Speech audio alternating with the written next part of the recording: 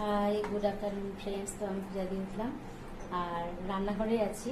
মায়ের ভাত বেড়ে ডিসকাশন আছি। আজকে রান্না কুমড়োর ডগা, বাটা মাছের ঝোল, তারপরে ভাতে উচ্ছে বেগুন সিদ্ধ আর লেবু তো আছে।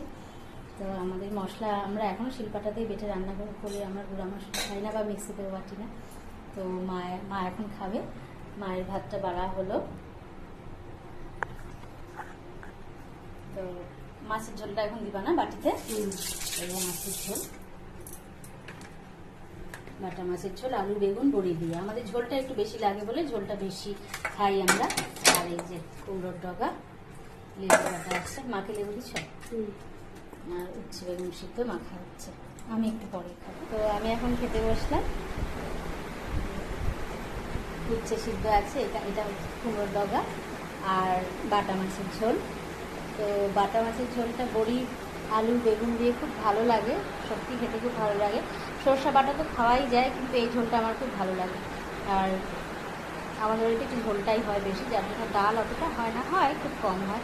নিরামিষের দিন তো ডাল হতেই হয়। তো ঠিক আছে, তো আবার সন্ধ্যায় আসি, একটু খেয়ে রেস্ট করে নিই। টাটা। আমি চা খাচ্ছি, আমি আর মা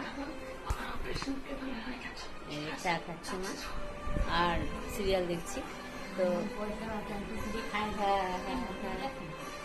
তো এই জন্য আর এখন তো টুকটাক কাজ থাকে, পূজা চলে আসছে, তো গোছাগুছি একটু ঘর দোয়ার এগুলো কাজ করছি, টুকটাক করবো, এখনো কাজ আছে। তো ঠিক আছে, আর তোমরা আমার ভিডিও অবশ্যই দেখো। ভিউজ একেবারেই কমে গেছে, একদম।